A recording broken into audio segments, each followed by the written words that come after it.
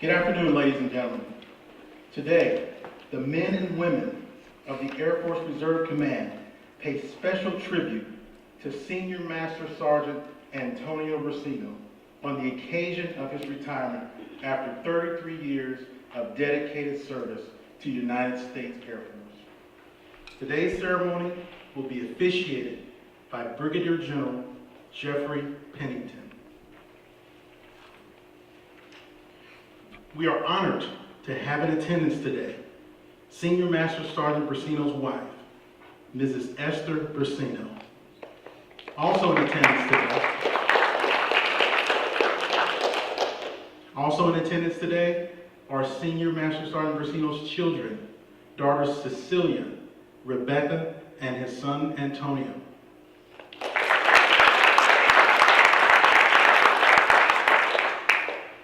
At this time, we'd like to recognize our distinguished military guest, Yellow Ribbon Program Manager, Colonel Retired Mary Hill, and a warm welcome to all other commanders, chiefs, first sergeants, and distinguished military and civilian guests who are joining us this afternoon. It is military tradition and protocol that everyone stand at certain times during the ceremony. You will be asked to stand for the entrance of the official party, singing of the national anthem, during the award presentation, and the reading of the retirement order. You will also be asked to stand for the departure of the official party. Again, welcome to today's retirement ceremony. Ladies and gentlemen, please rise for the arrival of the official party.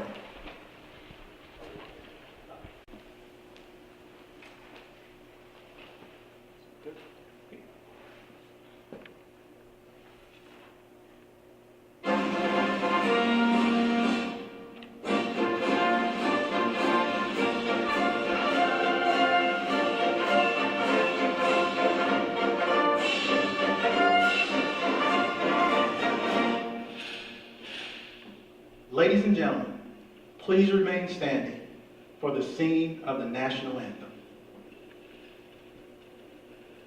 To see by the dawn's early light what so proudly we hailed at the twilight last gleaming, whose broad stripes and bright stars through the perilous fight o'er the ramparts we watched were so gallantly streaming, and the rocket's red glare, the bombs bursting in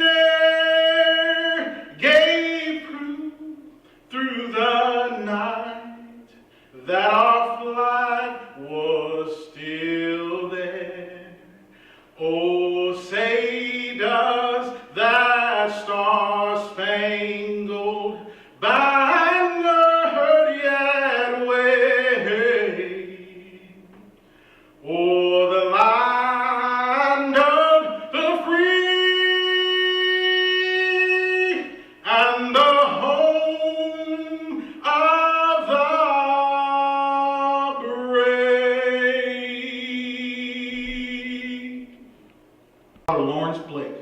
will offer the invocation. I invite you to join with me in a moment of prayer.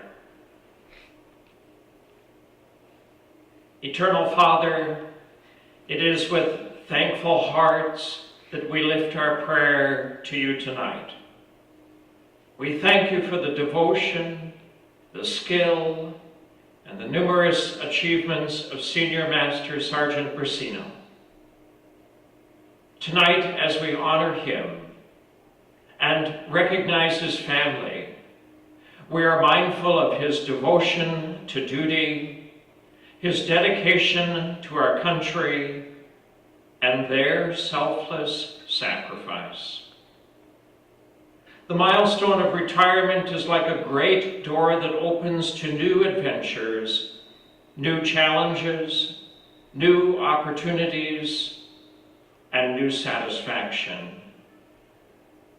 We pray for him and for his family. May their future path be smooth, all their burdens light, and their joys be many for years to come. These things we ask tonight and pray in your most holy and mighty name. Amen. Ladies and gentlemen, please be seated. The floor is yours. Thank you. Awesome. One of the absolute favorite things we get to do in a leadership position is be asked by somebody we served with to honor them on special occasions. My heart leapt when Tony asked me if I'd do this. It is just so humbling because he's crossed many leaders throughout his career that he would ask me to do that. Absolutely a joy in the journey of leadership. So thank you, Tony, and I'm proud to be here with you and your family. As you prepare for these things, one of the things you think about is how awesome it is that somebody serves. And that isn't always just the member and the individual. So I want to take the time to say thank you to each and every one of you and tell you how much I love you and appreciate you for the journey that you're on. Whether it was supporting Tony, wearing the uniform, or serving these events, whatever it is, you are awesome, right? So thanks for being here. One of the other things that's customary to do is you kind of troll back through an individual's records, look for a couple highlights to share. And they're mostly pretty good. But there's so many, I've got a list. Because despite the journey been on, sometimes it's good to have these notes together. So I thought I'd just take a couple minutes, walk through the legacy of your journey chronologically here, Tony, and share a few highlights that people may or may not know about you. So we know in 1995 he signed up for the Air Force, went to basic military training down at Lackland and right off to tech school. And he joined Strategic Air Command. That was the old nuclear triad back in 1986 as a basic maintainer, doing pre-flights, post-flights, that kind of things, basically oil change and tune-ups on airplanes, right? And here's one of the comments written in his evaluations. He is courteous and friendly towards his supervisors. I guess it's good the supervisor's writing that. We don't know what happened with his peers or his other guys he worked with, but at least he was nice to the people on the way up, right? He increased his knowledge and experience, and being stationed in Southern California, he took some tough duty, and he volunteered for the Pacific Tanker Task Force, no doubt spending many glorious days out in Hawaii serving his country. Right? Contributed over 300 on-time takeoffs. But this is where things began to change, Tony. They started annotating his ability to evaluate work performed and leading teams and organizing, which is awesome. He got a letter of commendation for his participation in exercise over in Thailand called Cobra Gold, and was part of a team that run the Richard H. Ellis Trophy for the best KC-10 wing in Strategic Air Command out of 6. That's awesome. That's a big deal. That trophy is kept in a trophy case at Air Mobility Command headquarters at Scott. It's a big deal.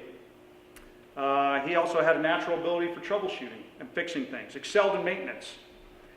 He had his hand at that. He goes, you know what, I think I want to see the world. So he signed up to be a flight engineer. And one of the first things you do is you go to basic flight engineer school, another tech school, which he finished. And I found a comment in his records that I've never seen anywhere in my life in anybody's records. It says this: he graduated in the top 50% of his class.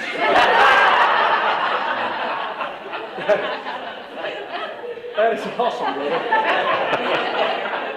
Never seen anything like that. At the end, you know what they call him? Flight engineer. Good job. Now, when you're driving around the car and something goes wrong, you either pull over, you drive, listen to the noise, you take it someplace and get it fixed. In an airplane, you don't get that luxury if you're out there flying. So while a flight engineer on the C-141, let me give you an idea of some of the things that Tony recognized, diagnosed, and handled to save his aircraft and his crew. Smoke and fumes in an aircraft. That means fire. In the air, that's bad. You have to find the source and you have to extinguish it, or things are going to go really bad really fast.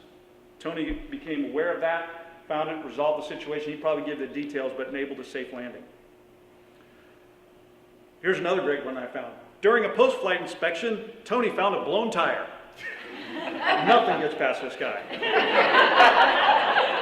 Awesome. It's in his evaluation. Great job. Recognized an engine that overtemped, and he shut it down. Got an excellent on evaluation. And interesting, too, about this time, 1993, he started working on his FAA flight engineer certificate.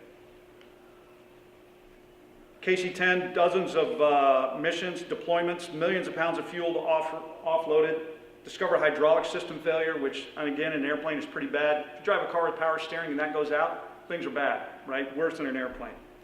But I also started noting something else in his reports. Comments like, military bearing beyond reproach. Continually seeks to prove himself through formal education. 1995, part of the team that run the Riverside Trophy for the best wing in 15 Air Force. Top scheduler, instructor. Outstanding performance, superb as an instructor in our new navigation system. About that time, he left active duty, joined the reserve, and this is where we crossed paths. We'll spend a little more time together. Became a flight engineer for Japan Airlines, flying 747s. You saw the picture up there. He did that for about 8 years. Let me translate that for you. Gone. Away from home. That's what that job meant. Made a switch to Gemini Air Cargo, was furloughed.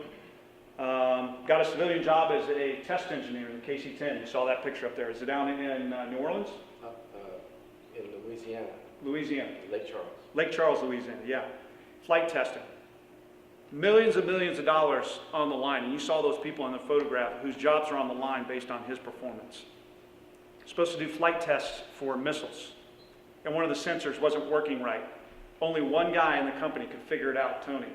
And they were jaw-jacking around at this table, all the big dogs trying to act like they knew what was going on. And in Tony's way, his humble demeanor, got up and said, "Quiet, I've got this." Got up on the board and drew out the problem up there and said, "This part right here, order that part and that'll fix it." And they said, "Are you sure?" He goes, "Guaranteed." Ordered the part. It wasn't a real expensive part either, was it? Fixed it and fixed the problem. Same company had a landing gear problem. Nobody knew how to jack the airplane and change the landing gear. But Tony said, "I got this." Everybody, president on up, all the people with the contract riding on it to meet the timeline, spends millions of dollars on the line and hundreds of jobs. Tony said, "I got this." They go, "You sure?" He goes, "I got it." High pressure job and delivered, right? Continued to serve in the military, outstanding on check rides. But also grew during that time, completed a CCF degree, that's his degree through Community College of the Air Force. He was an instructor at the Aero Club, helped his organization win the Rain Cross Trophy, which is for 4th Air Force, the best wing, 5 consecutive Outstanding Unit Awards. His squadron commander, then Lieutenant Colonel Board Parker, who's now a Brigadier General, wrote #1 of 15 Master Sergeants. NCO of the Quarter 2 times, an absolutely outstanding airman. Went to headquarters, worked in the standardization evaluation program, like they said, then found a path to Yellow Ribbon. Exemplary, masterfully orchestrated team builder and superior airman, right? Worked on over 30 Yellow Ribbon events. Now, as we know, he flies for Envoy Air, American Airlines, 33 years of service. That, my friend, commands respect. Absolutely amazing journey. So proud of her, right? And as I mentioned, almost every one of those accomplishments are done when he's not at home. So the family is there, right? So Esther, Cecilia, Rebecca, Antonio, your dad is awesome. Absolutely awesome. You know, it's hard to find one thing that you point to that makes a difference, but let me tell you what I tell everybody all over the world. Nobody in the world has a senior NCO Corps like we have in the United States Air Force. The most talented, most equipped, problem-solving, get it done, make anything happen people in the entire world. And your father was an example for that. And I stood by him many, many times. And when you look at the schedule and go, who you want to fly with, top of my list was always Tony Briseno, because you know things are going to be done right. Right? So, brother, I'm so proud of you. I'm excited about the time you get to give back to your family and all the joy and new memories you're going to create with all that free time, right? And just do one job for a little bit. And the list that Esther has for you at home. Right? So I just want to say, hey, brother, thank you for your service. Humbled and honored to have the opportunity to serve with you, Tony. You're awesome. Thanks.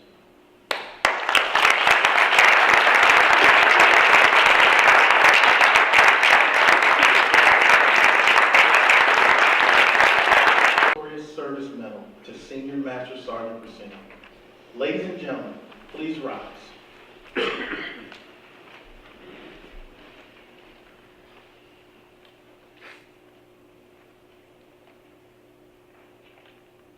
The United States of America, to all who shall see these presents, greetings. This is to certify that the President of the United States of America, authorized by the Executive Order 16 January 1969, has awarded the Meritorious Service Medal, 3rd Oak Leaf Cluster, to Senior Master Sergeant Antonio Briseno for meritorious service 22nd August 2011 to 31 December 2017. Senior Master Sergeant Briseno distinguished himself in the performance of outstanding service to the United States as Standardization and Evaluation Program Evaluator, Standardization and Evaluation Division, Directorate of Operations, Strategic Deterrence, and Nuclear Integration, Headquarters Air Mobility Command, Scott Air Force Base, Illinois. During this period, Sergeant Briseno inspected 9 total force air mobility wings encompassing 5 different aircraft types and verified 8 critical aircrew standardization and evaluation programs, ensuring rapid global mobility across the active, guard, and reserve components. Additionally, Sergeant Briseno masterfully orchestrated crucial reviews and updates to 2 Air Mobility Command Air Force instructions, correcting 4 key shortfalls and developing new capabilities for the mobility air forces. As the Air Force Reserve Yellow Ribbon Reintegration Program Manager, Sergeant Briseno expertly managed a budget over $42 million while overseeing and promoting the well-being of 18,000 deploying reservists and their families. Finally, Sergeant Briseno regularly hosted and briefed Air Force Reserve senior leaders, providing a comprehensive overview of the Yellow Ribbon Program. The singular distinctive accomplishments of Senior Master Sergeant Briseno culminate a distinguished career in the service of his country and reflect great credit upon himself and the United States Air Force. You're still doing good.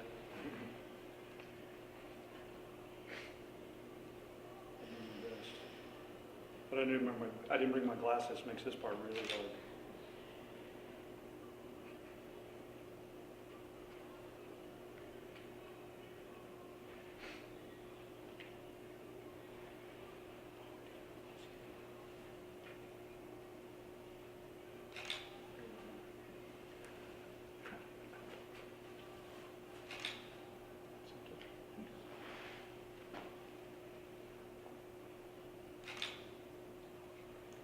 Publish the order. Attention to orders.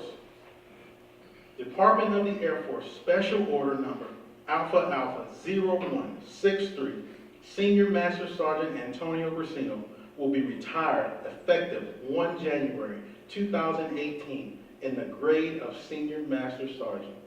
You will be transferred to the United States Air Force Retired List by order of the Secretary of the Air Force.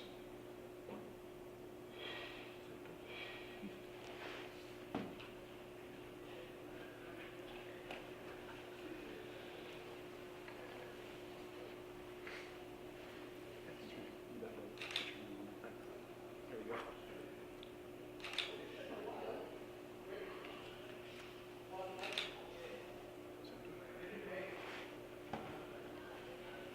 Ladies and gentlemen, please be seated.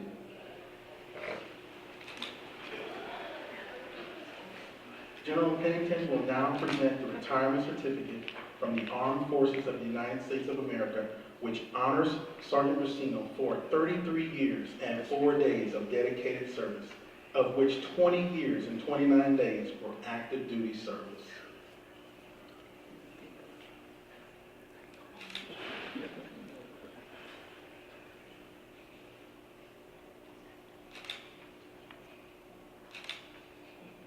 We ain't getting any better looking, you got it?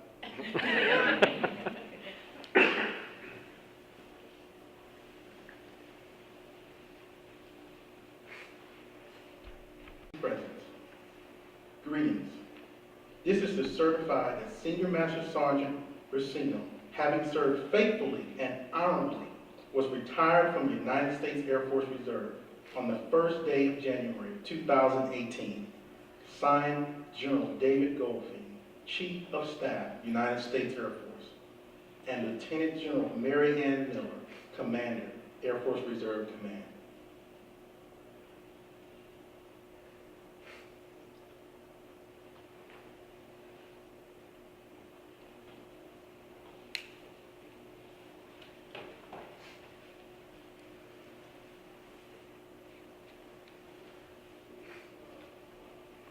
Ladies and gentlemen, Sergeant Briseno has also received the Certificate of Appreciation from the President of the United States, which reads, "I extend to you my personal thanks and sincere appreciation of a grateful nation for your contribution of honorable service to our country. You have helped maintain the security of the nation during a critical time in its history with a devotion to duty and a spirit of sacrifice, in keeping with the proud traditions of military service. I trust that in the coming years, you will maintain an active interest in the armed forces and the purpose for which you served. Those who follow in your footsteps will draw inspiration from your commitment, dedication, and sacrifice made to ensure the protection of our American freedoms. My best wishes to you for happiness and success in the future." Signed, Donald Trump, Commander-in-Chief.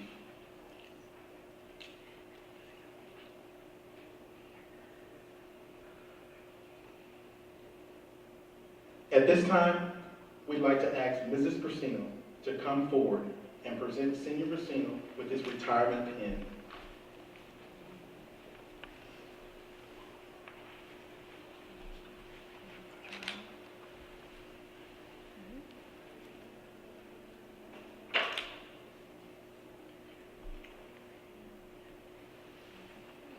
Just squeeze. Squeeze. There you go. Yeah.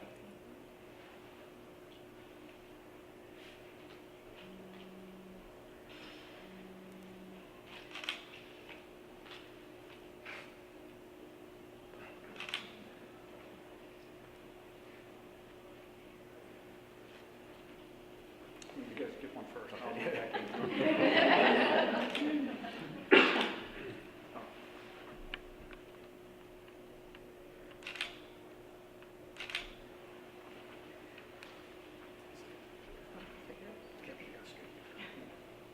Appreciation from the United States Air Force.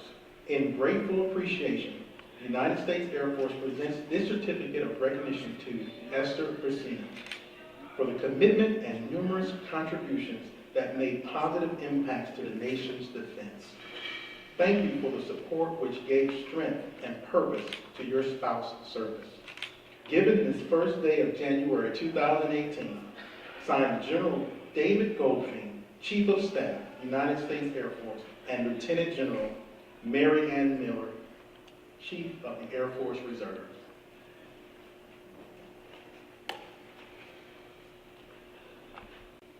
Colonel Mary Hill, retired, Yellow Ribbon Program Manager. Please come forward.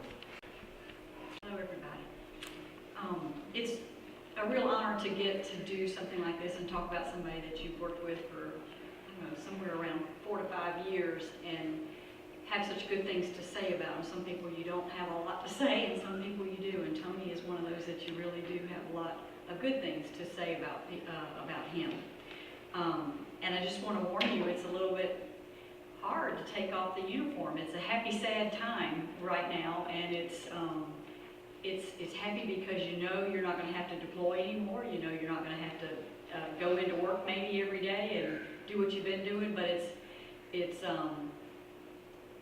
a little bit hard because you know you don't have to keep up with that stupid hat all the time. And that is one of the challenges. The first 6 months, I swear, I was looking for that hat every time I walked outside. So you get used to that after a while, though. I'll let you know.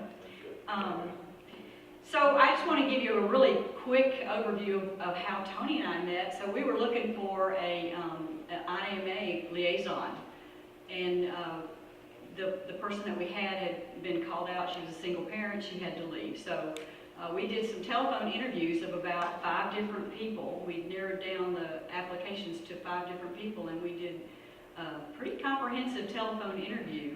And in my mind, Tony was clearly the one that we needed to hire. The only drawback was he lived in California, and he had to come to Warner Robins. So that was a little bit tough for him and his family. But he decided to take the job, and we're very glad that you did. He worked with us as the IMA liaison for about a month before the event manager that we had took another job, and she was gone. So he all of a sudden was thrown into working one-on-one on the telephone with individuals to working with, at that time, 15 to 16 different reps from across the country. And so he went from all those moving parts in an airplane to moving parts with personalities in this program. So I don't know which you prefer, the mechanical part or dealing with individual people. It's tough. Yeah. So we knew once he got here and got involved with all of us, it was easy to see that he was going to do a good job of the job. He had that eye for detail. He could see things when they needed to be fixed. He could go about doing it very diplomatically. He could have counseling sessions over the phone with folks that needed a little counseling, and he did a great job of keeping his team going in the right direction.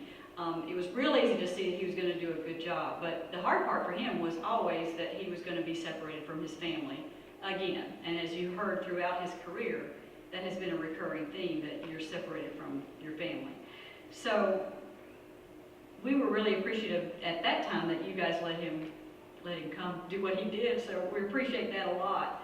And it speaks highly of him that he was able to take over and jump into not even knowing the Yellow Ribbon program at all, to learning all those details and working with all those people and jumping right in and conducting events within a month of when he got there.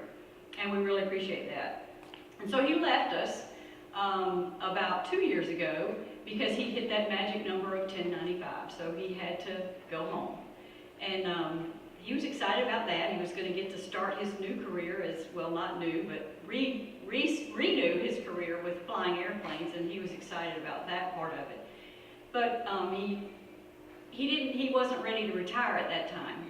So we kept in touch with him for about a year, and he went through all the flight training and all that stuff that you have to do to get renewed, recurred, what's the right word? Recertified, recurrent, for flying the plane that he wanted to fly. And so, but he kept in touch with us. He came to see us one time when we were in Texas, moved his family to Dallas, Fort Worth, and came to see us while we were in Dallas one month. And he just kept in touch, which was a great thing. So when we had another event manager leave us last year to go on a deployment, we thought, hey, there would be no retraining required if we could get Tony to come back and do this job again. And so I called him, and he was like, oh, I don't know if I can do that again. I don't want to leave my family again. And so when I got off the phone, y'all, I was sure he was not going to come, and we were going to have to go look for somebody else. And he called me back the next day, and he said, well, I talked it over with Esther, and she said go for it. So we were thrilled, and we thank you, Esther, for talking him into that, because that relieved all the stress for us having to retrain and do all that stuff again for somebody new. So he did it again. He left his family, and he came and performed an outstanding job with the Air Force and taking care of our airmen. I don't think you could do anything better than taking care of our airmen. So it has been an honor, Tony, to work with you for the last 4 or 5 years. I appreciate what you've done for us. It's always special to get to know some really outstanding people, and you get to work with them with this job and all the other jobs in the Air Force. It's been a pleasure. Thank you, Esther and Cecilia, Rebecca, and Antonio, for sharing him with us, and we gladly, well, somewhat sadly, give him back to you guys to train him up now to be a husband again and a father and all those things that he's going to have to relearn and reintegrate into. And we really appreciate what you guys have shared him with us. Thank you so much.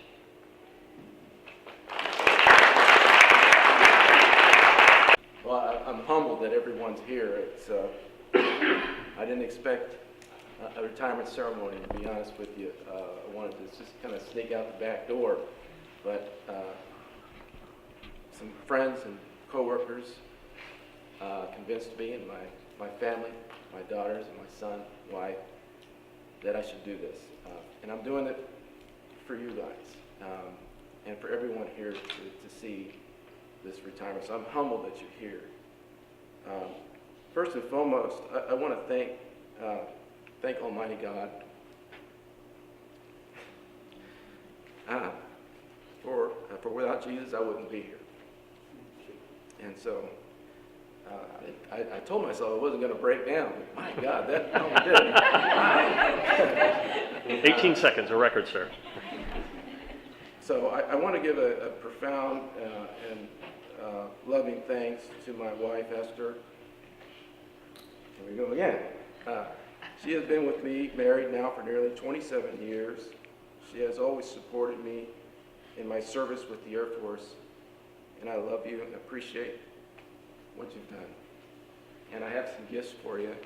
It's a small token of my appreciation. Some roses.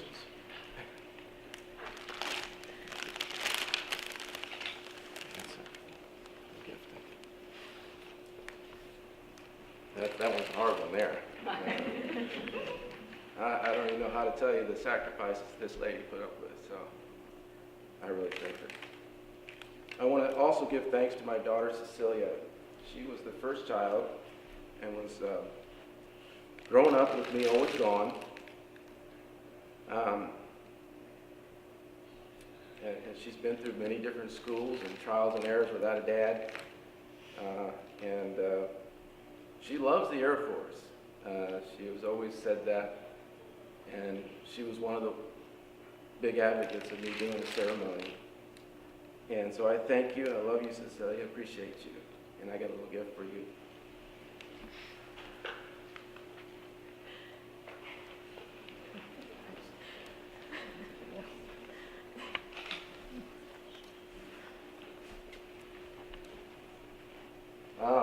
My second daughter, Rebecca, she has been through a lot as well. 10 different schools, just like her sister Cecilia. And she's always understood her dad. She's always like reading my mind sometimes. She knows what I'm thinking a lot. And she's been through a lot too with all these deployments, with the airlines and the Air Force. And so I thank you and I love you very much. And I have a gift for you.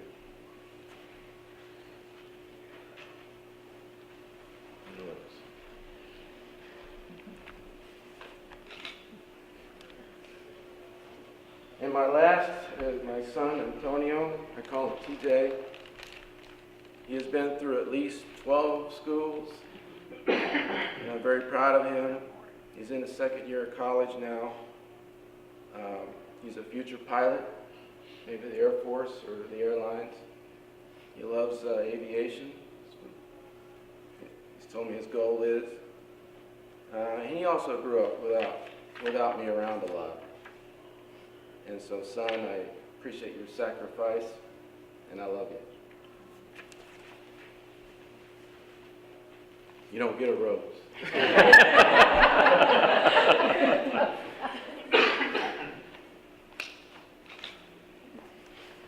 All right. That was the hard part. I also want to thank the Yellow Ribbon staff, especially Colonel Retired Mary Hill, for hiring me twice. Thanks for your leadership and your support. I'm deeply grateful. She's a true leader, one of the best bosses I've ever had, and that's the truth. She understands people, and she knew, and everything that's happened in Yellow Ribbon, she's just done a great job, and profound gratitude. Thank you so much. And I appreciate your words. The rest of the Yellow Ribbon staff at headquarters AFRC, Lizette Brett Horse, Dave Shook, Ray Garcia, Chaplain Seaman, Lieutenant Colonel Wright, Major Haver, Captain Grant, Chief Alonso, Chief Peretti, Lieutenant Harris, Senior Master Sergeant Zawada, Tech Sergeant Stoner, Staff Sergeant Sanders, and all others that I've worked with at headquarters past and who've gone on now. Some great friends, great work associates, and I'll miss you, and I love all of you. And thank you.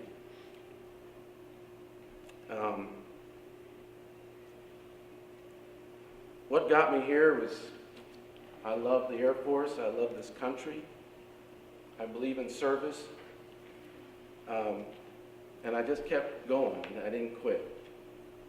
I've had some pretty rough moments in my career, and I didn't think I would come out of them. But I just kept pushing forward, kept, like I said, my education, and sometimes the opportunities didn't show their faces, and I didn't have any of it. But thank goodness for the Yellow Ribbon Program and other opportunities. I'm here today.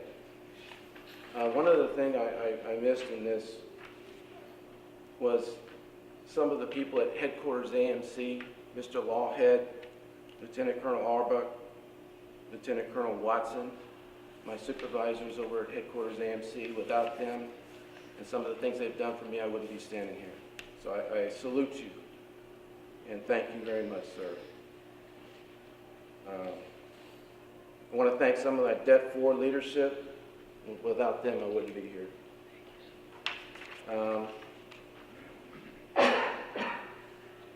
Freedom. One of the reasons why I served and never gave up is not only for my family, but I believe in serving the country so that we maintain our freedoms. Freedom isn't free. And I'll tell you a quick story. When I was a flight engineer on C-141s, we took a mission up to Spain, Torrejon, Spain, and we were sitting alert there. And sitting alert, you have to respond very quickly to a phone call, get to the airplane, get it pre-flighted and ready to go. We got the call, we showed up, went to the plane, and alert status, there's certain protocols you got to do. We all had weapons on. We took off, didn't know where we were going. We had the flight plan in the FMS. We took off and got airborne. We realized that we were going to Damascus, Syria.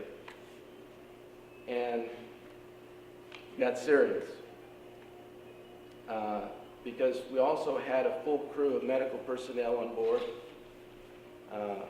Full colonels of doctors and nurses, med techs and stuff on board, all the litters, and very impressive setup on the plane.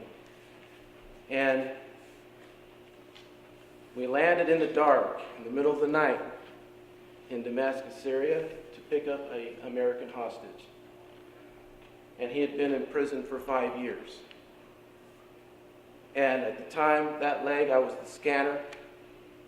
There's two positions for my flight engineer position. One was the scanner, and we put on the headphones, we go in front of the airplane, we start the engines and stuff like that. And then, so I put the headphones on, went in front of the airplane, and we're waiting. We kept one engine running, and we're waiting. It was dark. We're like, how long are we going to sit here? And suddenly, around the corner came a caravan of black cars, and they were at a pretty high rate of speed. And I'm sitting there going, they're coming, approaching the airplane pretty quickly, and I put my hand on the 9mm like this. I had a 9mm on my flight suit, and I was shaking. They pulled up front, and some weird-looking guys got out. They're very nervous, and they're looking around. They go to the back of the car. They open up the trunk, and they grabbed him by the head, his hair. They pull him out of the trunk. They walked him over to me, and he shoved him to me, and I grabbed his arm. He walks up into the plane. One of the doctors grabbed him by the hand, and took him to the back. I quickly rolled up the gate, shut the ladder, excuse me. We were cranking those engines, getting the heck out of there. The caravan drove off. The caravan was Iranians who had captured him and held him for 5 years. And we didn't have a clearance to take off. Couldn't get a hold of ATC. So we're sitting there going, I got to hand it to that young aircraft commander. He says, I'm not taking off without a clearance. There was a lot of pressure for him to take off because we're in a strange country. We just picked up an American hostage from Iranians. But he held his gun until we finally got permission to take off from air traffic control. We took off, got airborne, leveled off, clear blue sky out. And we're just, wow, what have we done here, you know? About a half hour later, the doctor comes up and he says, do you mind if he comes up and takes a look? He wants to see the sky. He hasn't seen it in 5 years. So yeah, let him on. Yeah. He comes up. My first reaction is the smell, horrendous smell. He was, I don't know what, it was like urine, a very bad smell he had. His hair was all flustered.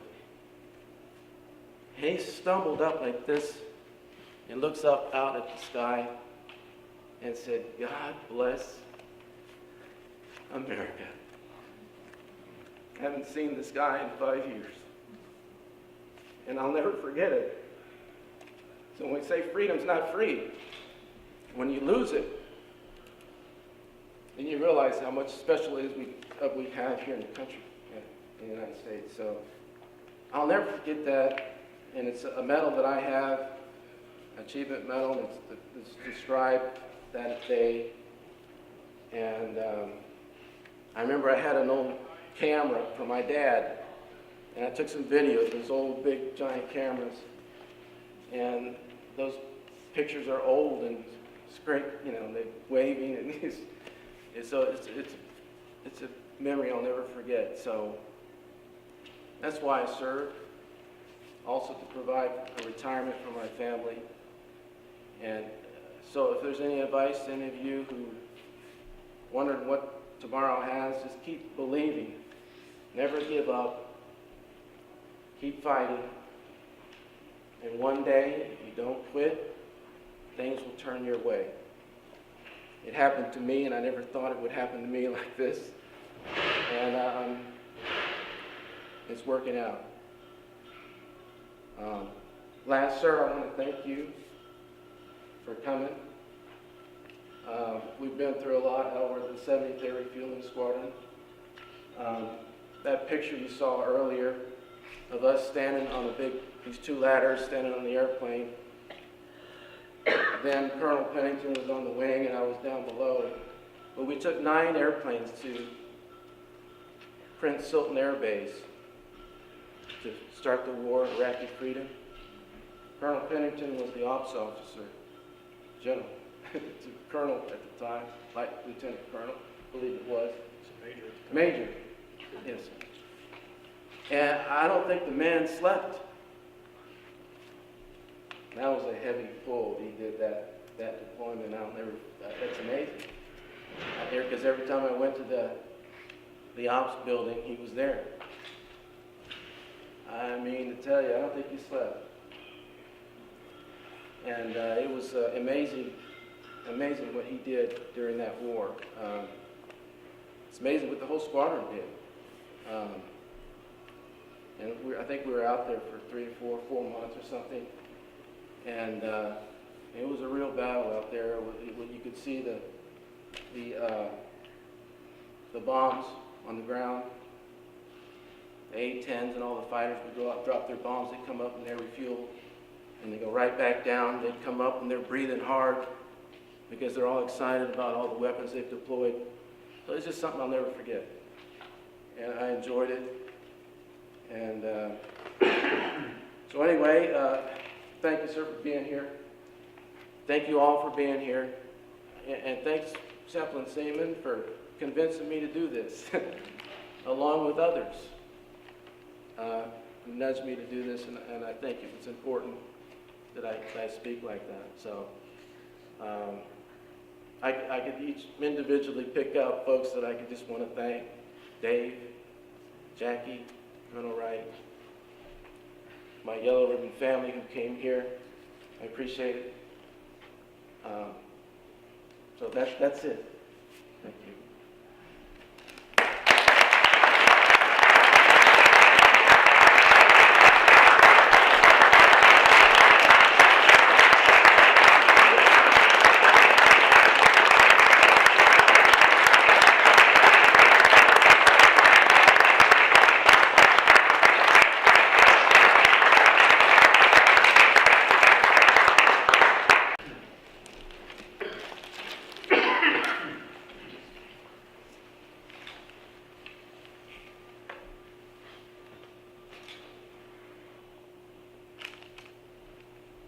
For more than 200 years, the American flag has been the symbol of our nation's strength and unity. It has been a source of pride and inspiration for millions of citizens. Born on June 14, 1777, the Second Continental Congress determined that the flag of the United States be 13 stripes, alternating between 7 red and 6 white, and that the Union be 13 stars, white in a blue field, representing a new constellation.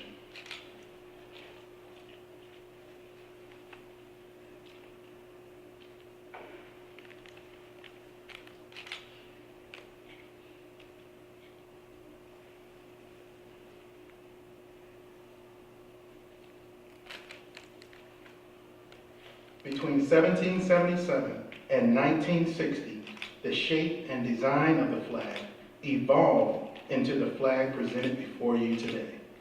The 13 horizontal stripes represent the original 13 colonies, while the stars represent the 50 states of the Union. The colors of the flag are symbolic as well. Red symbolizes hardiness and valor.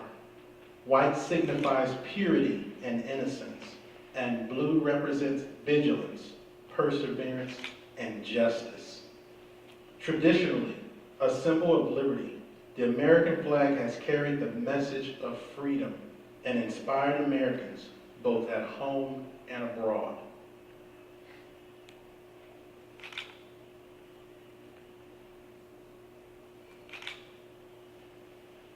In 1814, Francis Scott Key was so moved at seeing the stars and stripes waving after the British shelling of Baltimore's Fort McHenry that he wrote the words of the Star-Spangled Banner. In 1819, the flag inspired Francis Bellamy to write the Pledge of Allegiance, our most famous flag salute and patriotic oath.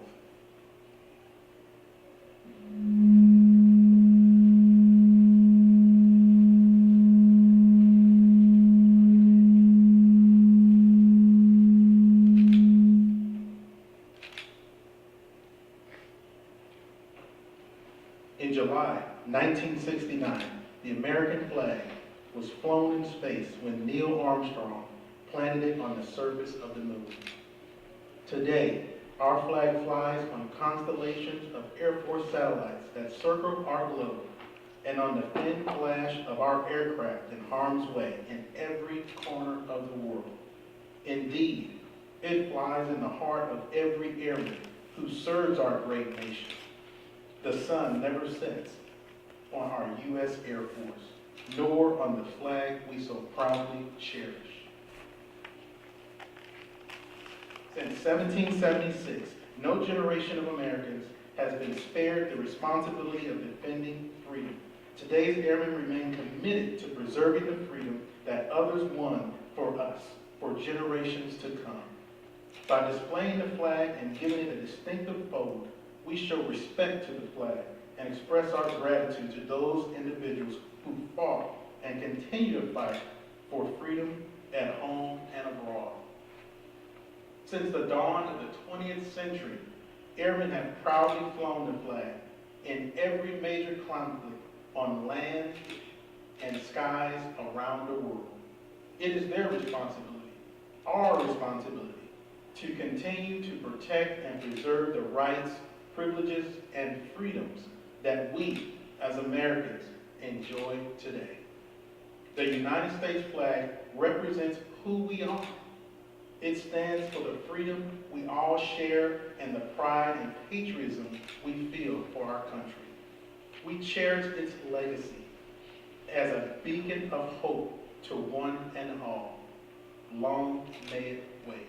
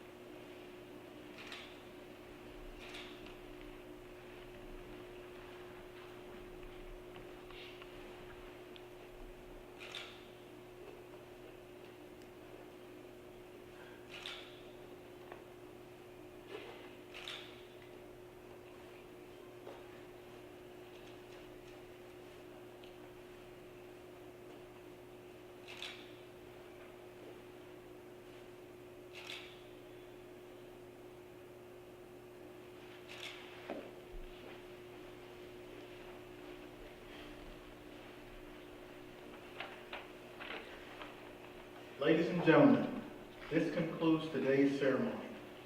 Senior Master Sergeant Briseno, we'd like to congratulate you on your retirement. We wish you all the best life has to offer as you begin the new chapter of your life. Ladies and gentlemen, please stand for the singing of our Air Force song and the departure of the official party and family.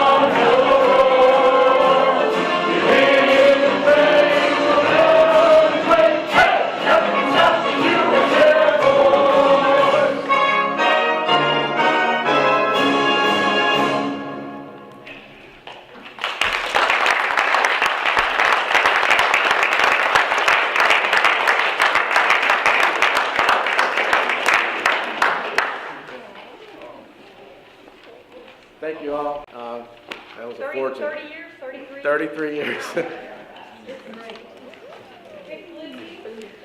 team, front and center. Tenured to the least tenured. Oh, okay, got something going on here. Thank you. Wow, yes. We're in front of me, then. All right, so we couldn't let you go without showing you a small token of our appreciation, and it's befitting that your words match what we had set up for you. So, all the way flown, exclusive from exotic Aloha, Hawaii, we have a special presentation, a beautiful, enduring, resilient koa wooden pen. And what that translates is warrior. So this man is a warrior. And so it's very befitting Thank you. that we give this to you. Thank you So so much. thank you so much for allowing me to serve. And wait, there's more. Galatians 6:10. Therefore, as we have opportunity, let us do good to all people, especially those who belong to the family of believers, which we are. Thank you. Thank you.